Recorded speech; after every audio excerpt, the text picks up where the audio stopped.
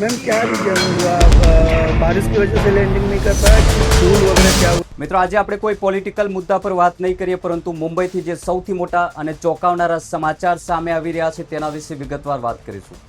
આપ સૌ જાણતા જશો કે ગુજરાત અને સમગ્ર ભારતમાં ચોમાસાની શરૂઆત થઈ ચૂકી છે, પરંતુ મુંબઈમાં જે વરસાદ પડ્યો છે તે ખૂબ જ ભયાનક વરસાદ પડ્યો છે, જેના દ્રશ્યો અમે તમને આ એપિસોડમાં જણાવશું. પશ્ચિમ ભારતના દરિયાકાંઠા વિસ્તારોમાં છેલ્લા કેટલાય દિવસોથી ચોમાસાનો ભારે પ્રકોપ જોવા મળી રહ્યો છે. દેશની આર્થિક રાજધાની મુંબઈ અને તેની આસપાસના વિસ્તારોમાં સતત 96 કલાકથી અવિરત મુશળધાર વરસાદ પડી રહ્યો છે. હવામાન વિભાગના સત્તાવાર આંકડા અનુસાર મુંબઈમાં માત્ર એક અઠવાડિયામાં 600 મીમી જેટલો રેકોર્ડ બ્રેક વરસાદ ખાબકી ચૂક્યો છે. આ આંકડો મુંબઈની આખી સિઝનનો વરસાદ જે પડે છે તેના કરતાં સરેરાશ 40% જેટલો થાય છે.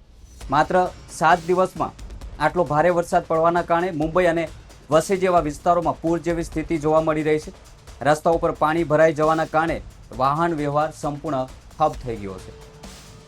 આજે આપણે આ વરસાદને લઈને અનેક ખુલાસાઓ પણ કરીશું અને વિગતવાર વાત કરીશું. તે પહેલાં ચેનલને હજુ સુધી સબસ્ક્રાઇબ નથી કરી તો તુરંત કરી લેજો. સાથે જ બેલ આઇકન પર ક્લિક કરવાનું ભૂલશો નહીં, જેથી નવા એપિસોડની નોટિફિકેશન તમને મળતી રહે. મિત્રો, મુંબઈના પશ્ચિમી ઉપનગરો જેમ કે કાંદિવલી, માલાડ, ગોરેગાંવ, જોગેશ્વરી અને અંધેરીમાં સ્થિતિ અત્યંત ગંભીર બની ગઈ છે. વેસ્ટર્ન એક્સપ્રેસ હાઈવે પર પાણી ભરાવાના અને ઓછી વિઝિબિલિટીના કારણે વાહનોની લાંબી લાઈનો પણ જોવા મળી રહી છે.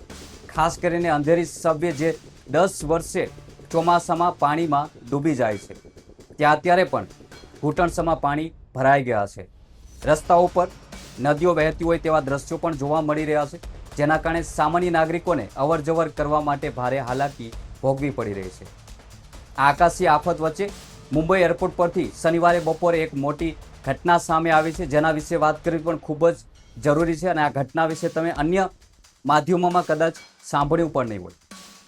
વારાણસીથી મુંબઈ આવી રહેલી ઇન્ડિગો ફ્લાઇટનું મુંબઈ એરપોર્ટ પર ભારે વરસાદ અને ખરાબ હવામાનના કારણે 2 વાર લેન્ડિંગ નિષ્ફળ ગયું છે, એટલે કે લેન્ડિંગ નથી થઈ શક્યું.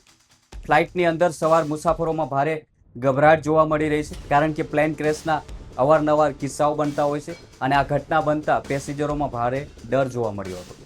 પરંતુ પાયલટે અત્યંત સૂઝબૂછ અને સમય સૂચકતા વાપરીને એક મોટી વિમાન દુર્ઘટના ટાળી હતી. પાયલટે આ વિમાનને સુરક્ષિત રીતે ગુજરાતના એટલે કે સુરત એરપોર્ટ પર ડાયવર્ટ કરીને સફળ લેન્ડિંગ કરાવ્યું હતું, જેના કારણે મુસાફરોના જીવ બચી ગયા હતા.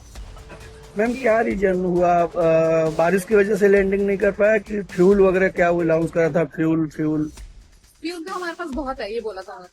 ओके. पर हमें लैंडिंग के लिए कुछ दिख नहीं रहा था। ओ हाँ, एक बारिश बहुत तेज था ना, इसलिए। यहाँ से अब वहाँ से जब तक क्लियरेंस नहीं मिलेगा तब तक यहाँ से उड़ान नहीं भरेंगे. क्लियरेंस तो दे दिया, वहाँ पर रुक गया, बारिश थोड़ा कम हो गया। ओके. બીજી તરફ મુંબઈના રહેણાંક વિસ્તારોમાં પણ અકસ્માતોની હાડમાડ શરૂ થઈ ગઈ છે, એટલે કે દરેક જગ્યાએ નાના મોટા અકસ્માત જોવા મળી રહ્યા છે. વરસાદના કારણે ભારે વરસાદના કારણે મોડી રાત્રે માહિમ વિસ્તારમાં એક મોટું ઝાડ ચાલુ ગાડીઓ પર તૂટી પડ્યું હતું. જો કે સદનસીબે આ ઘટનામાં કોઈ નાગરિકની જાનહાનિ કે ઘાયલ થયા નથી. હવામાન વિભાગે આગામી 48 કલાકમાં હજુ પણ 400 મીમી વરસાદ પડવાની સંભાવના વ્યક્ત કરી છે અને રેડ એલર્ટ જાહેર કરી દેવામાં આવ્યું છે. શનિવારે સવારે મુંબઈના ભાડુપ વેસ્ટ વિસ્તારમાં એક ચોંકાવનારી ઘટના પણ સામે આવી છે. ભાડુપના સોનાપુર વિસ્તારમાં ભારે વરસાદના કારણે એક મુખ્ય રસ્તાનો મોટો હિસ્સો અચાનક જમીનદોસ્ત થઈ ગયો હતો, એટલે કે ઘસી પડ્યો હતો, જેના દ્રશ્યો તમે સ્ક્રીન પર જોઈ શકો છો. આ દ્રશ્યો એ જ છે જે મુંબઈમાં ભાડુપ નગરમાં બનેલી એક દુર્ઘટનાના છે. જે મળતી વિગતો અનુસાર આ રસ્તાની બિલકુલ બાજુમાં એક ઇમારતનું અંડર કન્સ્ટ્રક્શન કામ ચાલી રહ્યું હતું, જ્યાં પાયાના ખોદકામ અને ભારે વરસાદના કારણે આ રોડ બેસી ગયો હતો.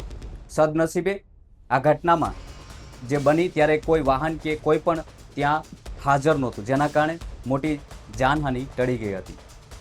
પરંતુ આ ઘટનાએ મુંબઈમાં ચાલી રહેલા ડેવલપમેન્ટના આયોજન અને પબ્લિક સેફટી એટલે કે જનતાની સુરક્ષા સામે ગંભીર સવાલો ઊભા કર્યા છે. સ્થાનિક નાગરિકો આક્ષેપો કરી રહ્યા છે કે સમગ્ર મુંબઈમાં અલગ અલગ પ્રોજેક્ટ અંતર્ગત ખોદકામ ચાલી રહ્યું છે, પરંતુ ચોમાસા પહેલા યોગ્ય પ્લાનિંગ થવાના કારણે દર વર્ષે આવી વહીવટી નિષ્ફળતાઓ જોવા મળી રહી છે અને દરેક જગ્યાએ દુર્ઘટના ઘટે છે.